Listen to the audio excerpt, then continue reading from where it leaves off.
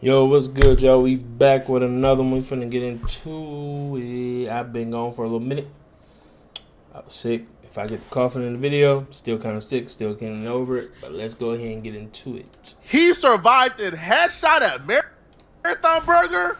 Oh, pray for the city, man. The Hoovers ain't gonna play with them. We got an update on the Marathon Burger shooting that left one person dead and others critically injured. Immediately after the incident, Blacc Sam did everything he could to take to social media to try to dispel the rumors, try to distance the Marathon Burger from what happened. Man, I don't know what you're talking about on the internet, man. We in here cooking. We in here cooking fries, burgers. I'm in my right here with my Scroogey. Come on, cuz. Get out of here, man. Come on, man. We in here, man. Hold on, fully loaded.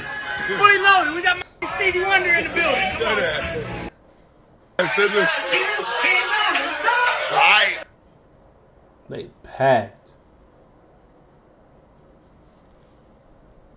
I don't know where Stevie came from, but they rolled out the blind man for some PR, man. Hey, but ultimately, Steve, it didn't work because it's.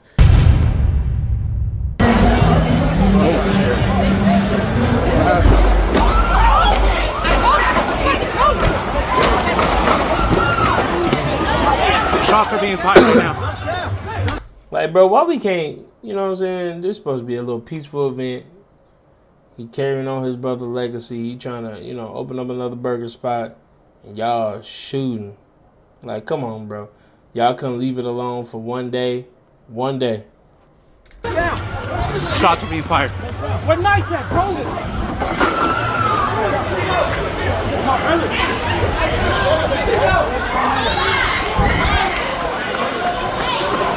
Why are you running towards it? Yeah, I'll be high behind the car This too. is a terrible look. The grand opening of your restaurant and your burger joint ends up in a TMZ article in bold letters. Shots rang out at Marathon Burger. Now, you West Coast niggas got no shame. Y'all got absolutely no shame whatsoever. Because a lot of y'all don't even have pride in who you guys are. So y'all don't care about disgracing your last name. So a lot of y'all see this and feel nothing. But Blacc Sam is somebody who cares about his last name. It's a powerful last name. So the fact that he's ducking behind bars as a multi-millionaire CEO because he chooses to conduct himself and to be around the people, he chooses to humble himself and still come around y'all, y'all should be embarrassed, man. Embarrassed. Now, the one positive comment out of this situation right here is radicalizing the people against LA culture. You take the social media and you see people for the first time on a national stage is having a serious conversation about LA culture. I disagree with the second part of that. You don't go after or fight the person who's fighting you for resources. You go after the person who made resources limited that you have to fight over it. That's what you go after. You don't go after another oppressed person. You go after the oppressor. But this person is 100% right. LA gang culture is a problem. Some will go as far to say LA culture is a problem. But I'm sure you could probably find 1% of things good about LA culture. So maybe for the sake of that 1%, I don't know, they dance well, right? They work out well. I guess that's also part of the culture. They work out well. But even they're working out, they work out so they could also victimize and inflict violence on other black people. So even they working out comes with evil. But nonetheless, though, working out, I guess, is a positive thing. But outside of working out and maybe dancing, everything else is degenerate. Everything else is toxic. Everything else is bad. Everything else is Sambo-ish. So I agree 100%. This is the first time ever the conversation about LA gang culture is now on a national stage. And people are starting to wake up. They're being radicalized. They're seeing it how I see it. I ain't never had in LA. These people couldn't be saved. That all this conversation about psychoanalyzing and psychologizing these people to be upstanding citizens is a waste of time. There ain't no saving these people, man. That's cat, bro. They might be a little rough around it. You can't say that everybody's like that when one incident happened. Somebody getting DP'd or something. Like, y'all got to figure it out. Because, hey, man. Banned from the streets! Get out of here! Get him out of here. Because, like, bro, you tweaking. Like, y'all shot up Nipsey Hussle brother's stuff. Like, come on, bro.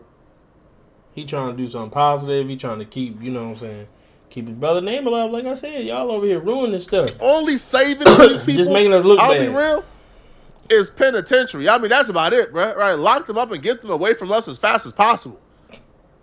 Now, the aftermath, though, of the incident has been one to behold.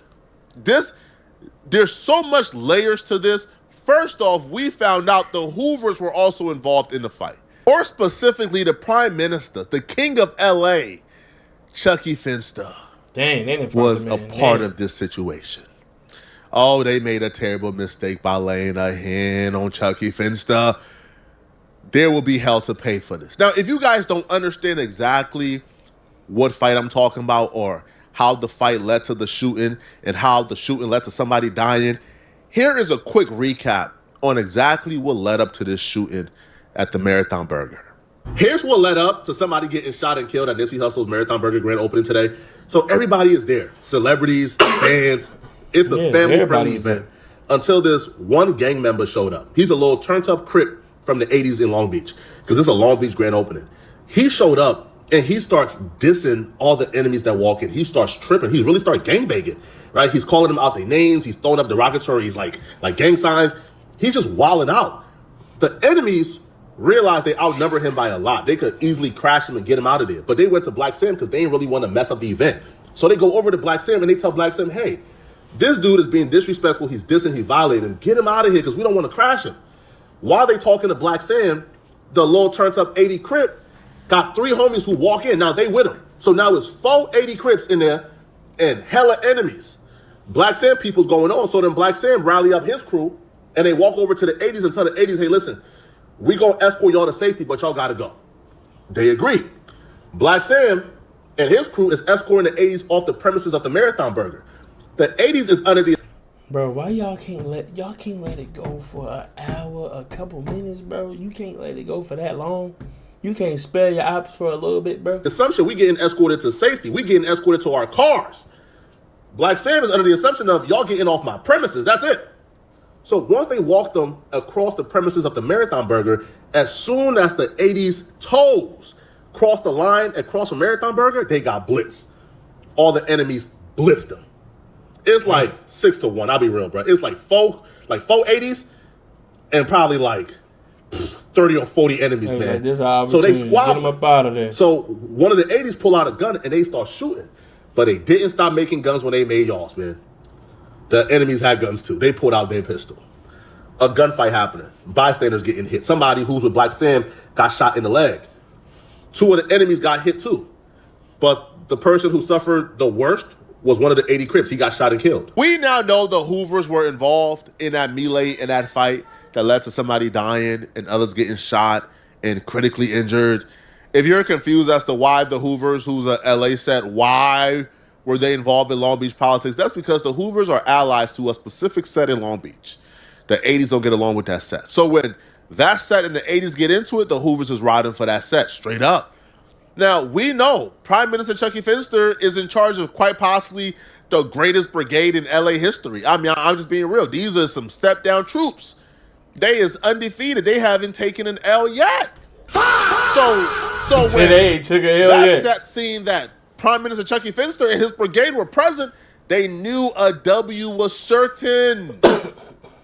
Now, there were some casualties. There was some dust-ups. We now know specifically that Prime Minister Chucky Finster was hit. Oh, they tried to assassinate the minister at the Marathon Burger, man. We know that Chucky Finster took a headshot during the fight. That when the shots ran off, he took a headshot. But you can't kill the minister, man.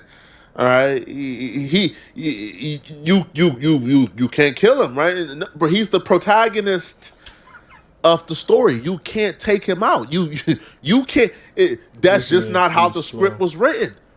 So he took the headshot and he survived. And apparently they took him to jail because he's so dangerous, man, that when the police see him around any type of murder, any type of active activities, he got to get a 72-hour hold, man. But apparently they found out that he was not the one who killed the guy. So he got out. But Chucky Finster is unhappy, okay? He's unhappy that they did this, right? They call Foolish him immortal. enough, they He did can't this die. knowing he is immortal. All right, he's the LA 50 Cent according to the hood blogger DC Baby Draco. Now, he was very unhappy though. He was very unhappy this happened, and he let it be known he's about to discipline and set the city on fire for this transgression and war crime against him.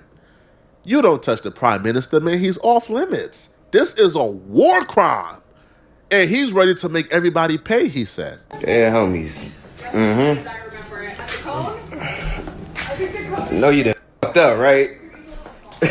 They know they fucked up. Dead homies, it's up. Pray for the streets of LA right now, bro. It's a war zone. It's an active war zone. He's the biggest trophy the Hoovers got right now. He's the biggest trophy. You can't think of another name. When you think of Hoover, you can't think of another name right now other than Chucky Finster. He's the biggest trophy they got. So the fact that he got touched, it's going to be a problem. Now, the kid himself, he's a respectful kid. He politics the right way. He's not a bully. And that's why I respect him. He's not a bully. He's not somebody who's going after like non-affiliates or people who don't got, like no smoke. No, this kid is respectful. He's a good person. He's a gentleman. But he's all. Why does man sound like he's somebody's lawyer going on trial? Oh, he's a good kid. He didn't mean to catch that body. He's a good kid. Got straight A's. I'm his teacher. You know what I'm saying? I'm looking out for him. He's a great kid. He would never do nothing. Also a dangerous human being. He's a joint. This kid, man, got a lot of love from where he's from. And the fact that people put hands on him or touched him, good luck, man. Now, unfortunately, this beef expands from Long Beach to LA, so there's a lot of ground to cover. I'm going to end it there because he doing a lot of meat riding right now. No disrespect, but he on that muff. He meat riding right now. But let me know what y'all think about this one. Ooh, dang. Like, y'all couldn't let it go for a day. But he did go in there, set tripping. Call, hey, it's a touchy situation. It's touchy. Yeah, man. Let me know what y'all think about this in the comment section. See y'all in the next one.